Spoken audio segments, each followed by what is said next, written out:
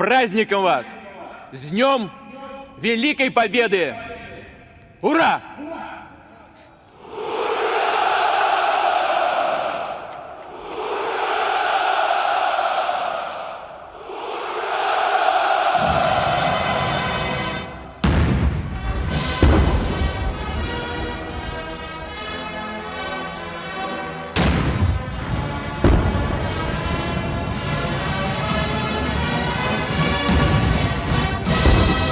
Dunia sempat mengira sang beruang merah telah kehilangan taringnya. Di awal 2022, banyak yang memprediksi militer Rusia akan runtuh dalam hitungan minggu. Namun, 4 tahun kemudian, dunia menyaksikan sesuatu yang jauh lebih menakutkan.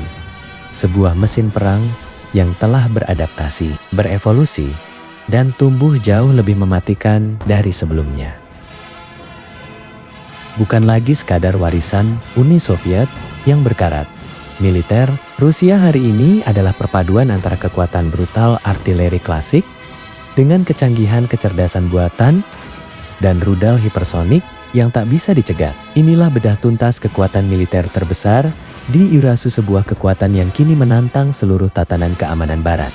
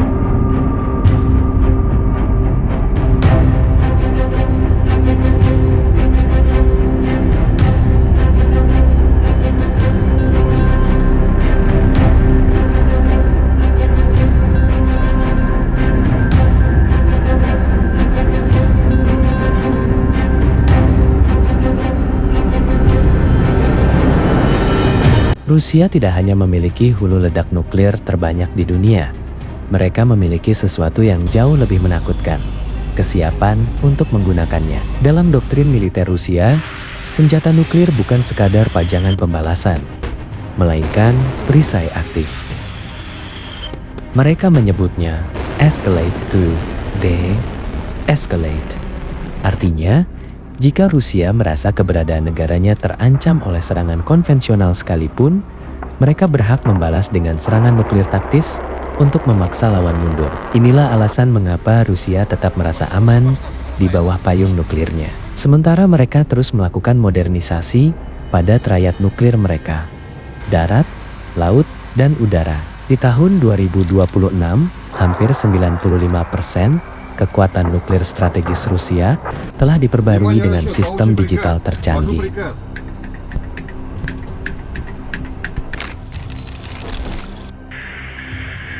Namun, nuklir hanyalah setengah dari cerita. Masalah terbesar bagi sistem pertahanan Barat saat ini adalah kecepatan. Perkenalkan, Kinzhal, Zircon, dan Avangard. Inilah rudal-rudal hipersonik yang mampu terbang lebih dari 10 kali kecepatan suara atau di atas 12.000 km per jam.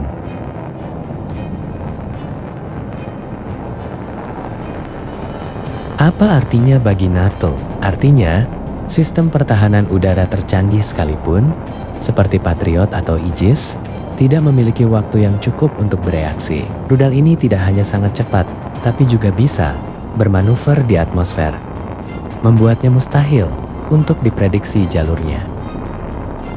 Avangard, misalnya, meluncur seperti meteor yang terkendali. Saat rudal ini diluncurkan, perdebatan tentang siapa yang memiliki pertahanan udara terbaik menjadi tidak relevan.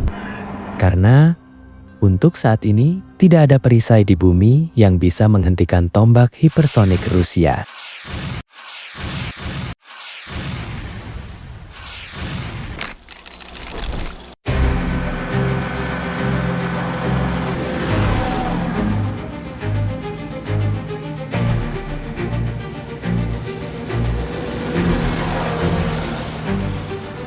Militer Rusia di tahun 2026 bukan lagi militer yang sama dengan tahun 2022. Mereka telah melewati kurva pembelajaran yang sangat mahal dan berdarah. Jika dulu mereka mengandalkan konvoi kendaraan lapis baja panjang yang rentan disergap, kini Rusia menerapkan taktik deep defense dan small unit maneuver. Rusia telah menyempurnakan sistem pertahanan berlapis yang dikenal sebagai Surovikin Line. Ini bukan sekadar parit biasa, melainkan labirin mematikan yang menggabungkan ladang ranjau terluas di dunia, parit anti-tank, dan koordinasi artileri yang bekerja dalam hitungan detik.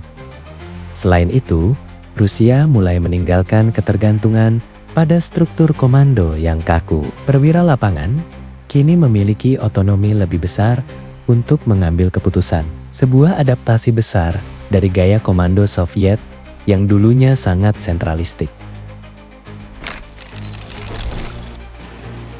Di Rusia, ada pepatah lama yang masih berlaku hingga hari ini.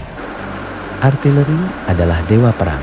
Saat negara-negara barat fokus pada serangan udara presisi yang mahal, Rusia tetap setia pada doktrin volume tembakan yang luar biasa. Namun ada satu perbedaan besar, sekarang artileri mereka jauh lebih pintar.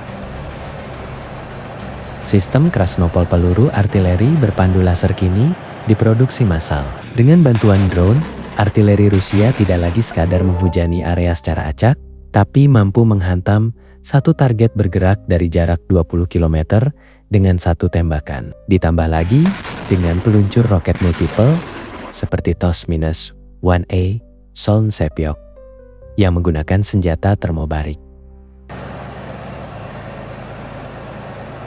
Senjata ini menciptakan gelombang panas dan tekanan yang mampu menghancurkan bunker bawah tanah sekalipun. Bagi infanteri lawan, tidak ada yang lebih menakutkan daripada mendengar gemuruh artileri Rusia yang mulai membidik posisi mereka.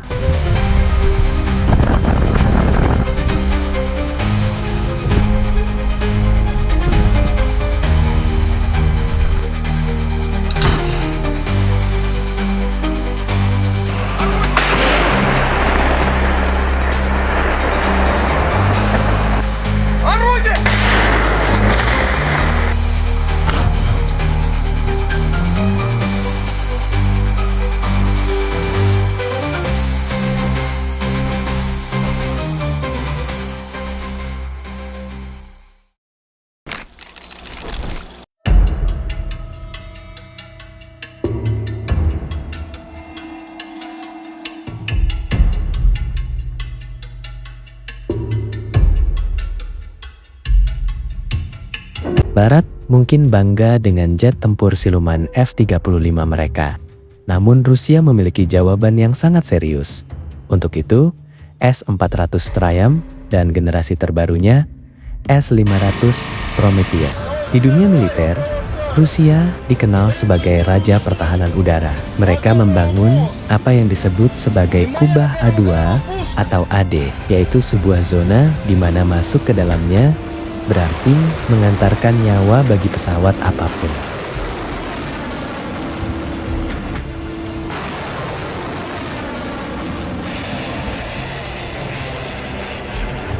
S-400 bukan sekadar peluncur rudal, ia adalah kompleks radar raksasa yang mampu melacak hingga 300 target sekaligus dari jarak 600 km. Bahkan pesawat siluman pun memiliki jejak panas dan gangguan frekuensi yang bisa dibaca oleh radar frekuensi rendah. Rusia dengan S-500, Rusia kini melangkah lebih jauh. Sistem ini dirancang untuk mencegat rudal balistik antar benua dan bahkan satelit di orbit rendah.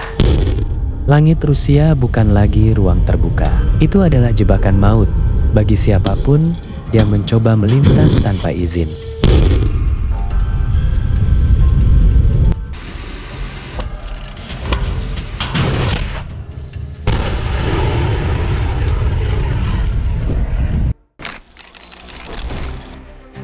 Jika di darat dan udara mereka terlihat agresif, di bawah laut Rusia adalah predator yang sunyi. Kapal selam nuklir kelas Boreya dan Yas-6 adalah puncak dari teknologi senyap Rusia. Kapal ini membawa puluhan rudal balistik antar benua Bulava yang masing-masing memiliki 10 hulu ledak nuklir mandiri.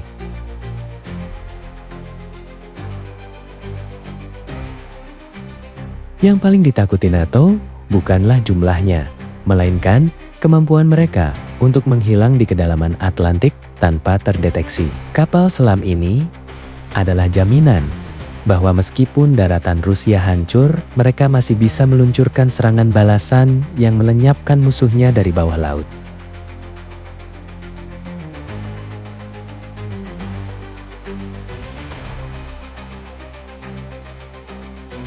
Selain itu, ada Belgorod, kapal selam raksasa yang membawa drone nuklir Poseidon. Senjata ini dirancang untuk meledak di bawah air dan menciptakan tsunami radioaktif yang bisa menyapu seluruh kota pesisir. Di bawah air, Rusia tidak mencari pertempuran. Mereka memastikan pemusnahan total bagi siapapun yang memulai perang.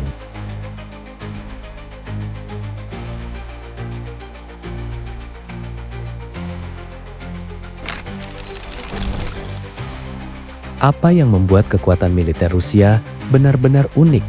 Bukan hanya senjatanya, melainkan kemandiriannya. Di dunia yang saling terhubung, Rusia telah membangun ekosistem militer yang hampir sepenuhnya autarki atau mandiri. Dari baja di pegunungan Ural, energi dari perut Siberia, hingga sistem navigasi satelit GLONASS milik mereka sendiri. Barat meremehkan kemampuan Rusia untuk bertahan di bawah sanksi karena mereka menggunakan standar ekonomi sipil. Namun bagi Moskow, ekonomi adalah pelayan bagi pertahanan nasional. Rusia telah membuktikan bahwa mereka bisa memproduksi sirkuit, mesin jet, dan sistem optik tanpa bergantung pada rantai pasok global yang bisa diputus sewaktu-waktu. Inilah rahasia mengapa sang beruang tidak pernah kehabisan napas. Mereka tidak hanya membangun senjata, mereka membangun fondasi peradaban militer yang dirancang untuk bertahan dalam isolasi total.